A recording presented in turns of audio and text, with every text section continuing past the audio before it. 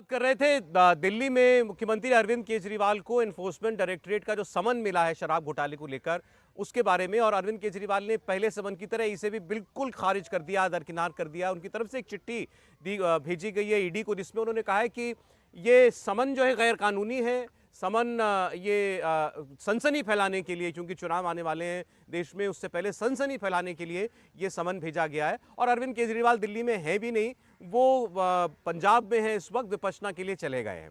लेकिन जो जानकार कानून के हैं वो ये बताते हैं कि ईडी की जो नॉर्मल प्रक्रिया में ऐसे मुमकिन है कि कोई समन को इस तरीके से खारिज कर दे, लेकिन अगर ये 3 बार से ज़्यादा होगा तो फिर ईडी स्वतंत्र है कि वो उस व्यक्ति के खिलाफ एक वारंट इशू करवा सकती है। अब क्या उस हद तक जाना चाहते हैं अरविंद केजरीवाल? उन्होंने भी कानूनी सलाह लेकर ही किया होगा जो वो कर रहे हैं, लेकिन इसमें यह ज़रूर है कि अरविंद केजरीवाल तक ईडी लगातार इंच बाय इंच बढ़ती हुई ज़रूर दिखाई दे रही है। अरविंद केजरीवाल ने तो सर्वे भी करा लिया दिल्ली के अंदर, एक रेफरेंडम करा लिया कि अगर ईडी उनको गिरफ्तार करेगी तो वो जेल से अपनी सरकार चलाएंगे। तो एक तरफ तो जेल जाने तक की पूरी तैयारी अरविंद केजरीवाल ने कर ली, हर्षवर्धन जी, और दूसरी ओर वो ईडी के पास पूछताछ के लिए नहीं जा रहे। नहीं, मुझे समझ में नहीं आ रहा है कि आरोपी कब से तय करने लगा कि एजेंसी का जो भी नोटिस है, समन है, वो वैध या अवैध है। इसको तय करने का अधिकार तो न्यायालय का है ना। इसको लेकर जाना चाहिए था न्यायालय में। अरविंद केजरीवाल कहते कि देखिए इल्लीगल हमको नोटिस समन भेजे जा रहे हैं, और जो आपने बताया कि 3 समन के बाद तो सीधे सीधे ईडी न्यायालय के जरिए ही उनको लेकर आएगी। अब सवाल यहाँ दूसरा है। सवाल ये है कि क्या अरविंद केजरीवाल ने तय कर लिया है कि 2024 के बाद सबसे बड़ा मेगा इवेंट जो होने जा रहा है वो अरविंद जी की गिरफ्तारी होने जा रही है?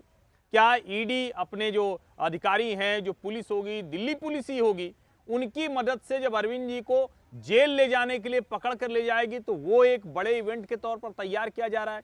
जो रेफरेंडम जैसा कराया गया, जो जनता से हाँ या ना सरकार चलाएं या ना चलाएं, वो लोगों को तैयार किया जा रहा है कि हर मोहल्ले में उस तरह से उस दिन प्रदर्शन हो। क्या उस दिन दिल्ली को हम पूरी तरह से क्योटिक होते हुए देखेंगे? अब ईडी को इन सारी चीजों को प्रीएम्प्ट करना चाहिए, यानी पूर्वानुमान लगाना चाहिए। उनको सोचना चाहिए कि अरविंद जी की राजनीति अब किस तरफ जा रही है। क्योंकि मेरा यह मानना है, और जो मुझे स्पष्ट तौर पर दिख रहा है, कि अरविंद केजरीवाल अब इस अवसर का उपयोग 2024 के पहले पैन इंडिया अपनी पार्टी को खड़ा करने के लिए करने वाले हैं। कांग्रेस पार्टी और दूसरी पार्टियां उनके पीछे इसमें रह जाएं नरेंद्र मोदी से लड़ाई में, वो करने वाले हैं। चूंकि राहुल गांधी की भारत जोड़ो यात्रा का दूसरा चरण भी शुरू होने वाला है, इसलिए अरविंद जी के सामने ज्यादा बड़ी चुनौती है कि वो अपने आप को कैसे पेश करें। मैं इसको इसी तरह से देखता हूं, और आप देखेंगे कि आने वाले दिनों में जिस दिन अरविंद जी की गिरफ्तारी होगी, पूरी दिल्ली, पूरा पंजाब, चंडीगढ़ या देश के अलग अलग इलाकों में भी उस तरह के प्रदर्शन किए जाएंगे, और ये कहा जाएगा कि देखिए अकेला नेता था जो लड़ रहा था और उसको भी शराब घोटाले में शॉर्ट में केजरीवाल जेल जाना चाहते हैं। नहीं, मुझे अब तो ये मतलब पक्का लगता है, इसमें कोई भ्रम नहीं लगता। राहुल जी देखिए, मैं तो ये मानता हूँ कि कहीं ना कहीं केजरीवाल ने हेमंत सोरेन का पूरा मामला स्टडी करवाया है। उसमें उनको 6 बार सम्मन गए, वो गए नहीं, एक बार वो शायद ईडी के सामने गए हैं, और बार बार वो सम्मन जाता है, वो नहीं जाते हैं।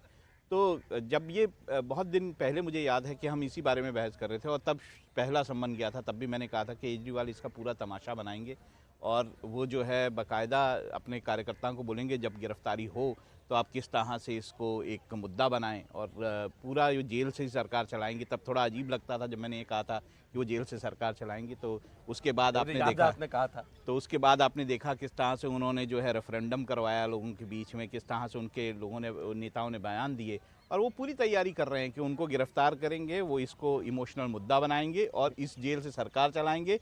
और इस मुद्दे को अगर इनकी गिरफ्तारी हो जाती है, मुझे अगर ऐसा ईडी जो है वो कोर्ट के पास जाके इस तरह के वो लाती है वारंट, तो वो जो है इसको जेल से चला के एक सिद्ध करने की कोशिश करेंगे सरकार के खिलाफ ये चुनावों में कि भाई सरकार जो है। दिक्कत बस केवल इतनी है कि अगर आप ये थिएट्रिक्स के तौर पर करना चाहते हैं, नेता जेल जाए, कोई बहुत बड़ी बात नहीं होती किसी न किसी मुद्दे पर, लेकिन ये मामला बड़ा पेचीदा है, और अभी तक इनकी पार्टी से जो जेल गया है बेल नहीं मिली है उसको, चाहे मनीष सिसोदिया हो चाहे संजय सिंह हो। जहां तक मेरिट का सवाल है पूरे मामले का, वो तो हमें समझ आ रहा है ना कि जितने भी नेता हैं उनको अभी तक बेल नहीं दी जा रही। उसमें जब कोर्ट में मामला जाता है तो कोर्ट में ये कहा जाता है कि प्राइमरीली ऐसा लगता है, इसीलिए वो बेल दी नहीं जा रही है। तो जहां तक अरविंद केजरीवाल का सवाल है, वो जानबूझ के इसलिए नहीं जा रहे हैं क्योंकि कहीं ना कहीं ईडी के पास भी ऐसा कुछ होगा जो कि उनसे जुड़ता होगा, और उसी कारण से ईडी जो है वो अरविंद केजरीवाल को बुला रही है। समीर जी देखिए, मुझे लगता है प्रधानमंत्री नरेंद्र मोदी का 20 नवंबर को जयपुर में दिया हुआ भाषण याद करना चाहिए। उन्होंने 20 नवंबर को राजस्थान की रैली में कहा था कि 3 दिसंबर के बाद बड़े बड़े मगरमच्छ जो भ्रष्टाचार के हैं वो जेल में जाएंगे। मुझे लग रहा है यह उसी की शुरुआत है। 3 दिसंबर के बाद हेमंत सोरेन को फिर बुलाया गया है, अरविंद केजरीवाल को ईडी का सम्मन गया है दूसरी बार, तेजस्वी यादव को फिर बुला लिया गया है। अभी ममता बनर्जी के भतीजे के लिए भी ईडी का नोटिस चला गया, उन्हें भी आना है, उनकी वाइफ को भी ईडी के सामने पेश होना है। तो मुझे लग रहा है ये जितने बड़े बड़े मगरमच्छ है जिन्होंने भ्रष्टाचार करा है उन्हें सबको ईडी के सामने आना होगा।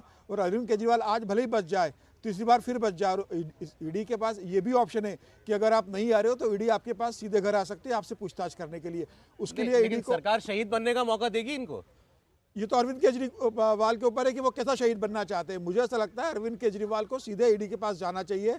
और अरविंद केजरीवाल को ये भी ध्यान रखना चाहिए कि संजय सिंह अंदर जा चुके हैं, एक लंबा समय हो गया है, मनीष सिसोदिया अंदर है, तो इन्होंने भी ईडी को कोई पूछताछ की कुछ जानकारी दी होगी। इन्होंने ऐसा कोई क्लू दिया होगा जो सीधे बताता होगा कि अरविंद केजरीवाल को सारी जानकारी में हुआ है। और जो पैसों का हिसाब हाईकोर्ट ने कहा है कि 300 करोड़ रुपए का कोई घपला नजर आ रहा है, हो सकता है उसके अंदर अरविंद केजरीवाल की भूमिका हो।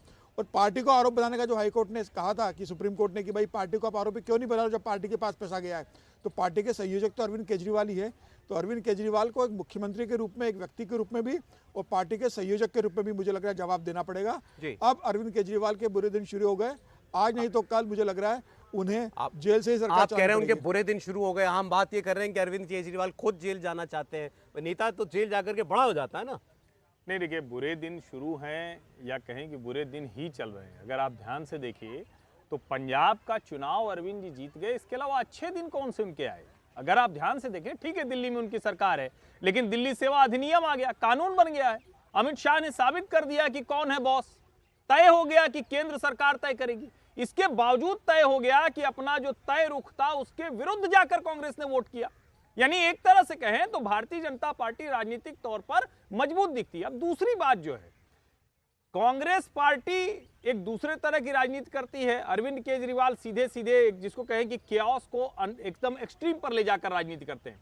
बीच बीच में कांग्रेस कोशिश करती है लेकिन कर नहीं पाती। अब अरविंद जी को लगता है कि अगर हम ये करते हुए सफलतापूर्वक दिख गए तो जिस तरह की गठजोड़ की स्थिति है उसमें सीट बार्गेनिंग में हमें आसानी हो जाएगी, उसमें देश के सामने जो एंटी मोदी वोट है उसके परसेप्शन में आसानी होगी। और भारतीय जनता पार्टी को लगता है, नरेंद्र मोदी को लगता है, अमित शाह को लगता है, हमारा जो समर्थक वो कह रहा है कि ऐसे सभी लोगों पर कार्रवाई कीजिए, जरा सा भी कमजोरी नहीं होनी चाहिए, जिसको मोदी टेस्ट करते रहते हैं और उसका परिणाम उनको बेहतर निकल रहा है। इसलिए मुझे लगता है कि दोनों पक्ष गिरफ्तारी होनी तय है और ड्रामा भी होना तय है। लेकिन बहुत से लोग ये कहते हैं कि अरविंद केजरीवाल पर हाथ सरकार तभी डालेगी जब वो श्योर हो कि यहाँ से इनकी राजनीति खत्म कर देनी है, कुचल देनी है।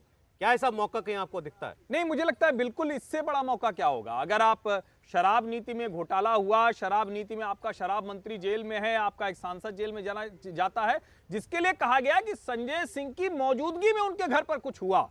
अब अगर सरकार का मुखिया ही है तो वो बच जाएगा, ये मुझे नहीं लगता। अब उसमें एविडेंस अगर न्यायालय के सामने इतने कमजोर है और न्यायालय फिर भी जमानत नहीं दे रही तो ये तो आश्चर्य की बात होगी। लेकिन बार बार न्यायालय की तरफ से जो कुछ कहा गया और जो सबसे ज्यादा महत्वपूर्ण था, जिसकर हम लोगों ने उस दिन बहुत विस्तार से चर्चा की थी, कि न्यायालय ने अगर कह दिया कि एक मनी ट्रेल है जो स्टैब्लिश होता हुआ दिखता है प्रथम दृष्टया, तो इसका सीधा सा मतलब हुआ अरविंद जी से पूछताछ होगी, पार्टी उसमें शामिल होगी, और अगर इसमें वो जेल जाते हैं और लंबे समय के लिए चले जाते हैं तो राजनीति बहुत खतरे में पड़ जाएगी, खत्म हो जाएगी। ये कहना ठीक नहीं होगा। अच्छा, इस वक्त आम आदमी पार्टी की एक प्रेस कॉन्फ्रेंस हो रही है कि मंत्री आतिशी वो प्रेस कॉन्फ्रेंस कर रही है, चलते हुए दिल्ली और पंजाब धीरे धीरे आम आदमी पार्टी पूरे देश में फैल रही है।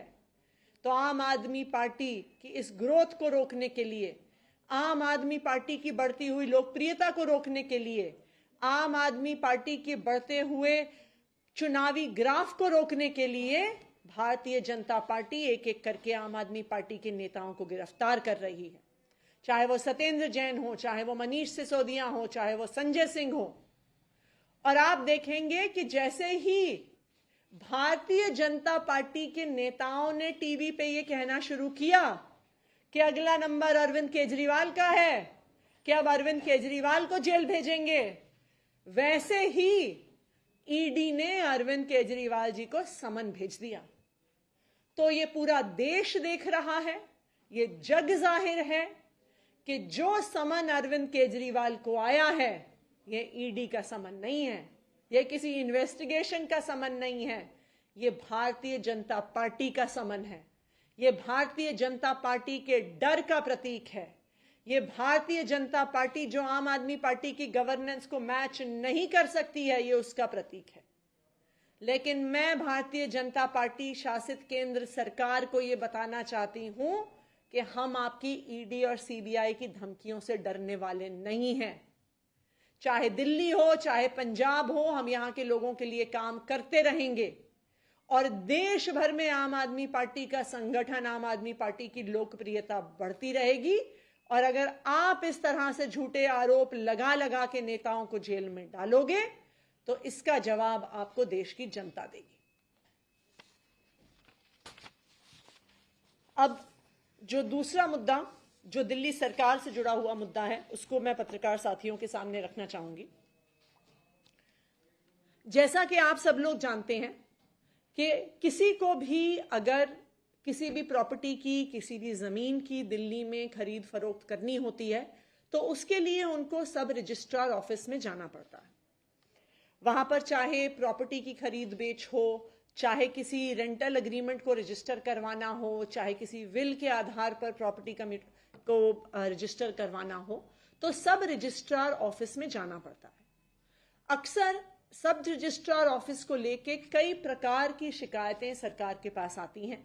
कई प्रकार की शिकायतें दिल्ली के मुख्यमंत्री अरविंद केजरीवाल जी के पास आई।